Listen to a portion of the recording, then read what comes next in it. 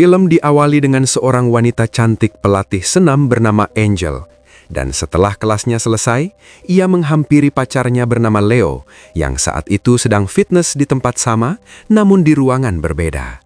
Dan ketika melihat Angel mendekati Leo, dua kewes cantik yang salah satunya merupakan mantan Leo, mulai menggibah dengan mengatakan jika Leo sudah mempeletnya, karena memang dulu dia juga pernah dipelet bahkan kehilangan ratusan juta saking cintanya sama si Leo. Jauh-jauh lah dari Leo. Hah? Selesai berbicara, si kewes itu akhirnya pergi sambil garuk-garuk celengannya. Dan karena tidak tahan, dia pergi ke toilet untuk melihat penyebab kenapa dia bisa gatal, sangat geluh. Dan ketika dilihat, ternyata itu adalah belatung yang menggeliat dari dalam celengan. Merasa sudah dibersihkan semua, si kewes akhirnya keluar untuk cuci tangan. Tapi tiba-tiba,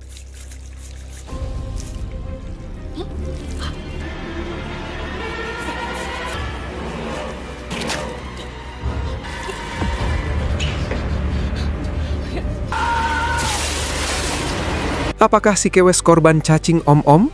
Kalem, karena film pun baru dimulai. Selanjutnya kita diperlihatkan pasangan suami istri yang bernama Vivian Burhan. Saat ini Bu Vivian akan menghadiri upacara peresmian sekolah baru menggantikan sang suami yang sibuk, di mana Ibu Vivian ini tidak pergi sendirian, melainkan ditemani oleh seorang mage legend bernama Aki Holil. Karena memang si Aki adalah mage langganan keluarga Pak Burhan yang selalu menjaga keluarga mereka dari ancaman di luar nalar. Sudah Ki, akan ditransfer hari ini. Oh gitu, terima kasih Ibu. Sama-sama Ki. Ketika Angel sedang bersama dengan Leo, ia dihubungi oleh Pak Burhan yang ternyata adalah selingkuhan si Angel ini. Dan alasan menelepon Angel adalah untuk mengabarkan jika Ibu Vivian bersedia dimadu oleh Pak Burhan dengan satu syarat mereka tidak ingin tinggal di satu atap yang sama. Kalau itu, nanti kamu akan tinggal di rumah yang baru. I got to go. I love you so much. I love you too. Masih bersama Leo, Angel dihubungi oleh sahabatnya bernama Yuli. Sama seperti sahabat sebelumnya, Yuli mewanti-wanti Angel agar menjauhi Leo. Bukan tanpa alasan, sebagai teman yang baik, tentu Yuli ingin yang terbaik untuk sahabatnya, di mana ia meminta agar Angel memeriksa barang Leo tepat ketika dia sedang pergi. Kayaknya lu dipelet deh. Ngaco banget sih dia jadi orang, sumpah.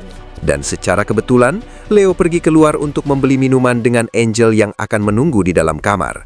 Dan sesuai petunjuk Yuli, Angel mulai mengacak-ngacak koper Leo, di mana ia berhasil menemukan sebuah kantong kresek berisikan minyak nyong-nyong berikut dengan foto Angel di dalamnya, yang tanpa Angel sadari, Leo rupanya kembali ke kamar akibat kelupaan sesuatu, sehingga Angel tahu yang sebenarnya. Kamu ngapain? Kamu jelasin dulu ini apaan? Aku butuh ini buat menyatukan cinta kita, John.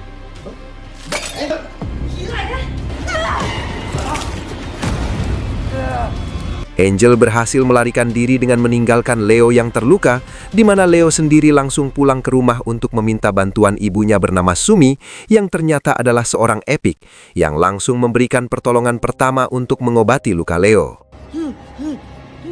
Dikit lagi. Siapa yang melakukan ini? Di hari pernikahan, Vivian yang takut jika Angel menggunakan pelet dan bertanya pada si Aki, apakah Pak Burhan dipelet atau tidak? Di mana si Aki yang tidak merasakan adanya aura negatif menjelaskan pada Vivian jika saat ini Pak Burhan sedang mengalami puber kedua. Sedang dalam puber kedua. Dia benar-benar jatuh cinta pada perempuan itu. Dia bernama Roy, keponakan Vivian yang juga turut hadir di acara pernikahan Paman Burhan yang kedua, di mana Roy meminta bibinya untuk tetap sabar, ikhlas menerima dengan lapang dada. Karena sejatinya, seorang istri yang meridai suaminya menikah lagi, maka jaminannya adalah surga yang bisa dia masuki dari pintu manapun yang dia inginkan. Di acara pernikahan itu, Angel teringat dengan kenangan masa kecilnya yang ternyata adalah anak dari seorang wanita penghibur, di mana si ibu mengcosplay dirinya menjadi burung dan meninggal di hadapan mata kepala Angel sendiri. Sehingga itulah alasan kenapa Angel menjadi seperti ini, rela dimadu oleh om-om, menghalalkan segala cara. Yang penting dia bisa kaya.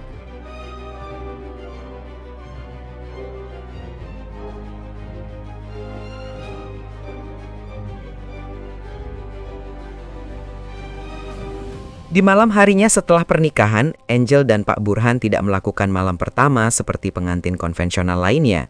Hal itu terbukti dengan Angel yang masih sendiri di rumah barunya yang baru saja dibelikan oleh Pak Burhan. Yang dalam kesendiriannya itu, Angel malah diganggu terus dengan hal seperti ini.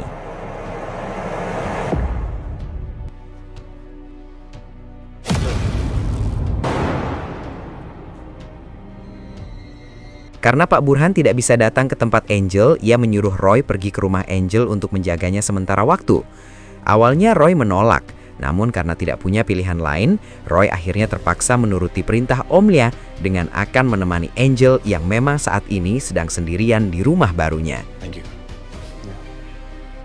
Vivian sendiri dihubungi oleh anak-anaknya yang tersebar di beberapa kota. Ia diminta untuk pindah saja ke kota lain lantaran ingin agar jauh dengan Pak Burhan.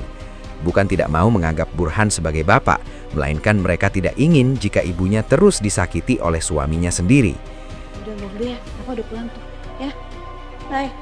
Selesai menelpon, Vivian dikejutkan dengan perkataan Burhan yang ingin agar Angel berada di rumah ini terlebih dahulu, di mana Vivian yang terlampau kesal pun berniat untuk pindah kamar ke kamar tamu, sedangkan Angel akan dipersilahkan untuk tinggal di kamar utama dengan Burhan. Di tempat lain, lebih tepatnya rumah baru Angel, saat itu Roy sedang bermain dengan samsak sambil bubuli giran. Karena memang biasanya seperti itu, Angel yang melihatnya tentu merasa tergoda dengan daun muda yang masih segar. Karena memang selain tampan, Roy memiliki badan kekar yang tentunya sangat menggoda imannya seorang wanita. Saya ganti baju dulu ya. Singkat cerita, Angel bersama Yuli sedang menunggu kedatangan Roy yang sedang mengambil mobil. Di sana Angel bercerita jika sebentar lagi Roy akan menjadi miliknya menggantikan Pak Burhan. Tentu Yuli tidak ingin ketinggalan, sehingga mulai saat ini mereka berdua akan bersaing secara sehat untuk mendapatkan cinta si Roy. Tete yang kabarin kalau sampai. Ya, bye. Tepat setelah Yuli pergi karena jemputannya datang, Angel yang masih menunggu didatangi Leo untuk mendapatkan jigong Angel sebagai salah satu syarat agar Leo dan ibunya bisa balas dendam, di mana Leo dapat dengan mudah mendapatkan hal tersebut tanpa perlu mengeluarkan tenaga sedikit pun.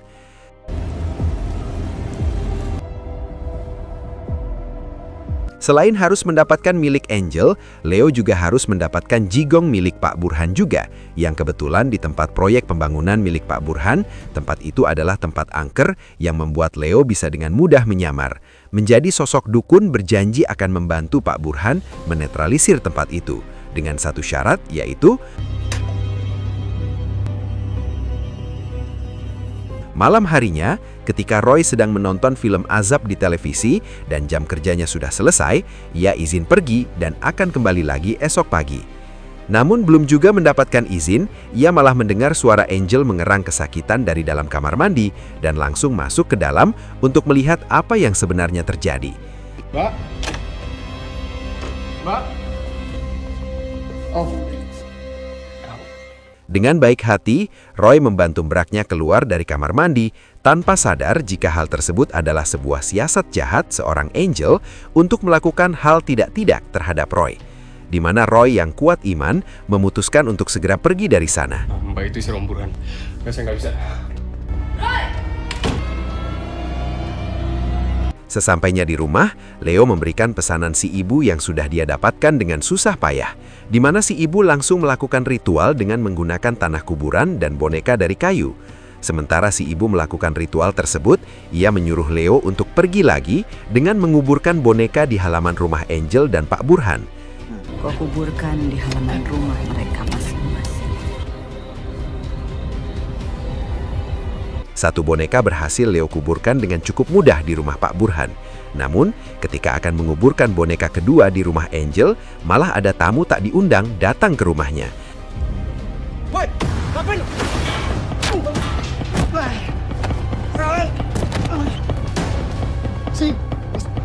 Sehingga salah satu teman Angel berhasil menangkap Leo dan membawa masuk ke rumah berikut dengan boneka yang ditanamnya.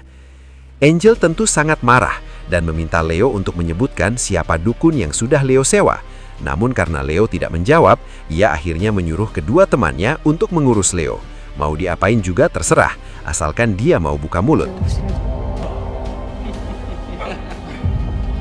Sumi atau si mage sendiri mulai melancarkan aksinya dengan menusuk-nusuk jarum di bagian kepala dan badan, di mana hal itu ternyata ditujukan untuk menyerang Burhan. Karena setelah Sumi melakukannya, Burhan mulai merasakan sakit yang tak tertahankan tepat di bagian yang Sumi tusuk-tusuk.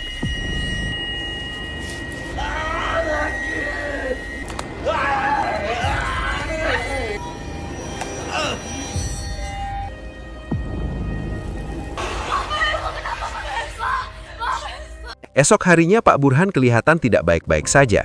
Roy datang ke sana sebelum kembali berangkat ke rumah Angel, di mana Roy mendapat apresiasi dari Burhan lantaran dia menjaga Angel dengan sangat baik, bahkan merasa sangat aman ketika dijaga oleh Roy daripada yang lain. Jadi, tolong temani dia lagi ya. Singkat cerita, Roy sudah berada di tempat Angel, tapi Angel malah pergi keluar. Yang ternyata, Angel pergi ke tempat si Mage Sumi setelah tadi mendapat informasi dari Yuli terkait orang tua Leo adalah si Mage itu sendiri. Di mana kedatangannya ke sana adalah untuk memelet Roy, yang jika tidak, maka dia akan menghabisi Leo yang saat ini sedang disekap. Saya akan lepaskan Leo jika ibu membantu saya. Sempat terjadi ketegangan antara Sumi dan Angel. Namun karena Angel memiliki Leo di tangannya, Sumi tentu tidak bisa apa-apa dan hanya bisa menuruti apa yang saat ini Angel inginkan.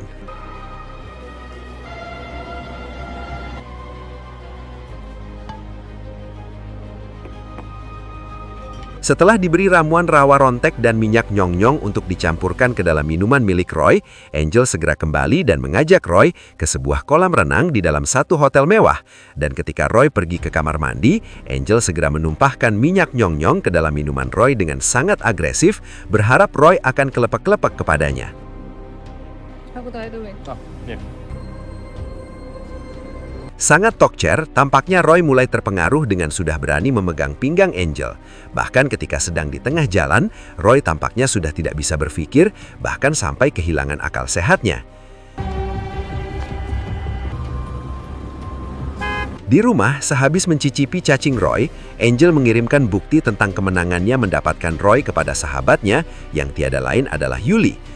Tentu hal itu membuat Yuli merasa geram lantaran Angel tidak hanya mendapatkan harta dari Pak Burhan, bahkan keponakannya dia embat juga. Burhan yang rindu berat pada Angel mendatanginya ke rumah tepat ketika Roy dan Angel masih di kamar mandi, di mana rahasia mereka tetap menjadi rahasia lantaran Burhan diserang lewat jalur gaib oleh si Mage. Burhan yang baru saja membukakan pintu, Burhan merasakan sesuatu yang tidak biasa, sehingga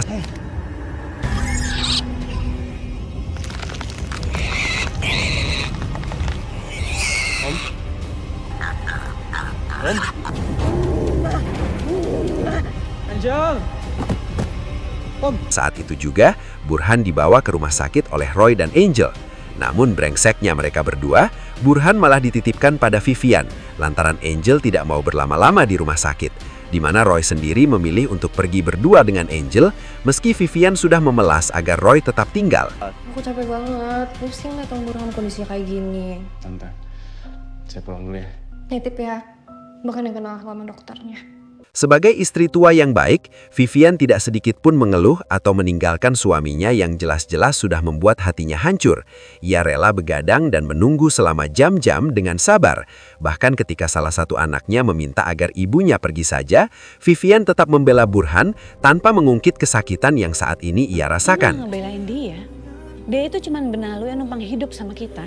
Esok harinya, Angel pergi ke rumah Sumi untuk meminta bantuan agar dia menghabisi Vivian, yang notabene bisa menjadi pengganggu hubungannya dengan Roy, di mana Sumi yang terpaksa melakukan itu semua, langsung memulai ritualnya di malam hari dengan merubah Burhan menjadi sosok yang menakutkan dan menyerang Vivian.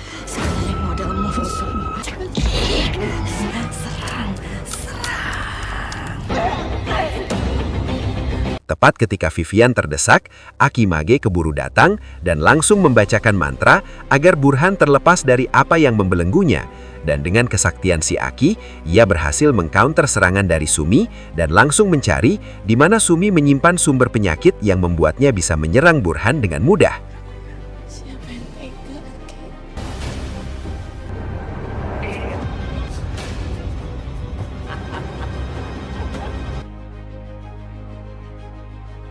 Di tempat lain terlihat Angel, Roy, dan Yuli sedang berpesta di sebuah diskotik di tengah kota. Dan ketika Roy izin ke toilet, Yuli mengikutinya dari belakang untuk menggoda Roy, barangkali bisa diakali agar dia juga bisa mencicipi cacing si Roy. Dan tanpa sadar, jika Angel sudah berada di luar toilet bersama yang lain untuk mempermalukannya. Gak suka cowoknya direbut, hah? Marah dengan itu semua, Yuli segera pulang dan menghubungi Burhan untuk melaporkan apa yang saat ini istri keduanya lakukan. Namun karena Burhan masih pingsan akibat kejadian beberapa menit lalu, Vivian lantas mengangkat panggilan tersebut dan membuka pesan WhatsApp yang baru saja Yuli kirimkan kepada Burhan. Sesampainya di rumah, Vivian cukup dibuat terkejut melihat Roy yang tampak tergila-gila dengan Angel. Vivian tentu marah dan meminta Angel agar berhenti menjadi benalu di keluarganya, atau setidaknya tidak menyeret Roy dalam kegilaan ini. Angel yang tersinggung dengan perkataan Vivian barusan tak bisa lagi menahan amarahnya, sehingga Vivian gelut dengan Angel. Merusak hidup orang. Cukup. Tanpa sadar, Vivian telah kehilangan beberapa lembar rambutnya yang sengaja diambil oleh Angel. Roy sendiri pada akhirnya memeluk Vivian untuk meminta maaf, di mana Vivian langsung membawa Roy ke suatu tempat, lebih tepatnya sebuah ruangan sempit untuk menghukum Roy agar menyadari semua kegilaannya.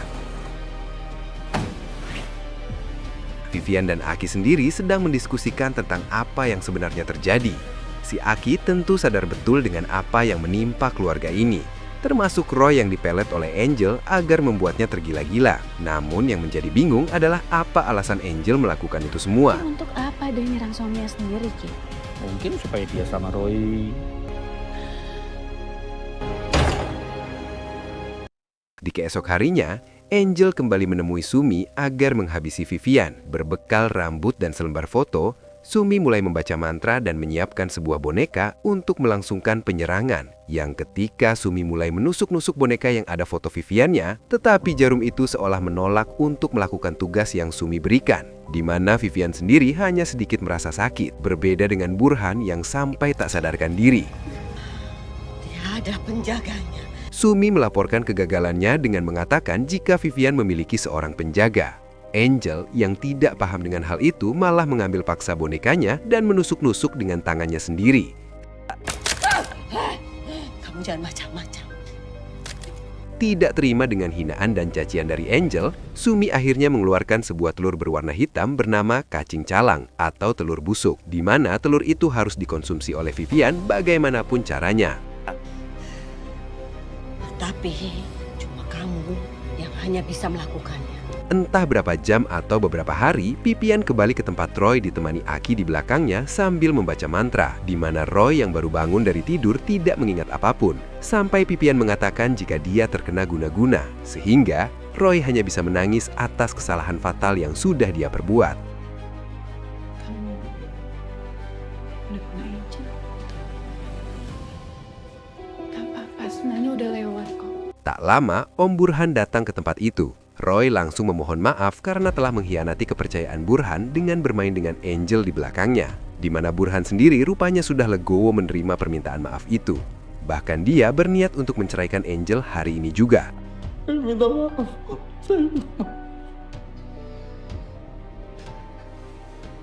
Tepat setelah Burhan berangkat, Angel datang ke rumah Vivian dengan menyamar menjadi kang paket untuk mengantarkan sebuah bingkisan yang isinya adalah bolu rasa pandan, di mana Burhan yang baru saja sampai di rumah Angel dan mendapati sebuah tulisan di kamar mandi, memutuskan untuk kembali ke rumah takut hal buruk terjadi kepada istrinya.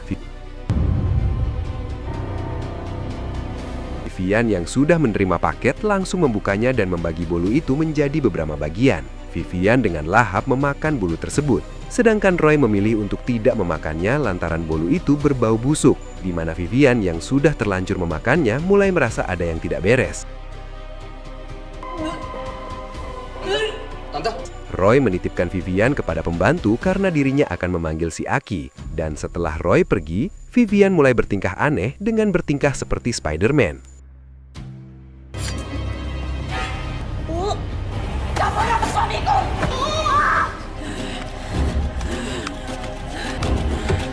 Vivian semakin agresif, bahkan hampir mencelakai si Bibi dan anaknya sendiri. Hingga tak lama datanglah Burhan berniat menghentikan amukan istrinya. Tetapi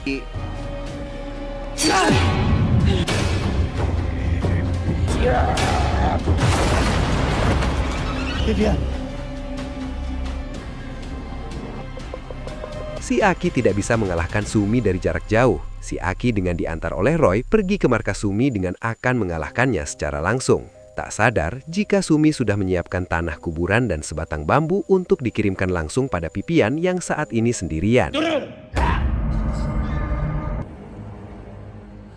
Saya tahu tempatnya. Vivian mulai terkubur dengan tanah yang jatuh dari palapon rumahnya yang ternyata itu hanyalah mimpi. Namun tak lama ada makhluk aneh, ular kobra, dan yang paling menakutkan ada Angel yang tiba-tiba saja sudah berdiri tepat di hadapan Vivian yang berniat untuk menghabisinya. Pergi kamu, ini rumahku, ini rumah, pergi. Roy dan si Aki sendiri sudah sampai di tempat si Mage. Namun baru juga akan naik, dua sahabat Angel malah menahan mereka. Sehingga Roy yang memang seorang atlet menyuruh si Aki untuk naik, sedangkan dia yang akan melawan mereka. Selesai dengan si sahabat, Roy menghampiri mobil Angel dan mendapati Leo terikat di dalam sana, yang kemudian langsung ia bebaskan. Di mana si Aki tampak sudah sampai di markas Sumi, menantangnya adu jajaten untuk menentukan siapa yang lebih kuat di antara mereka.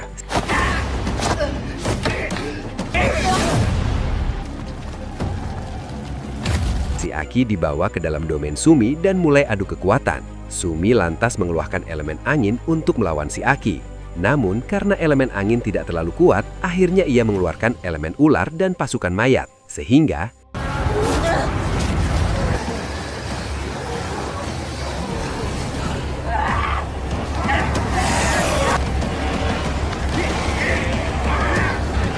satu lawan banyak tentu membuat si Aki kewalahan. Yang bertepatan dengan itu, datanglah Roy dengan membawa Leo bersamanya, membuat si Mage berhenti dan langsung pergi dari sana dengan menggunakan jurus Sunshi no Jutsu milik Orochimaru. Entah apa yang Vivian pikirkan yang saat ini terteror, memilih untuk tidak berpikir negatif dan menganggap jika itu semua hanyalah halusinasi, di mana pemikiran positifnya itu berhasil menyelamatkan Vivian dari kematian, bahkan sampai berani melemparkan ular yang saat ini hampir menyerang suaminya. Sadar jika telah gagal, Angel segera memacu mobilnya menjauh dari tempat Sumi, tanpa sadar jika sejak beberapa waktu lalu, Sumi telah mengambil beberapa helai rambutnya sehingga Angel harus mati di tangan Sumi.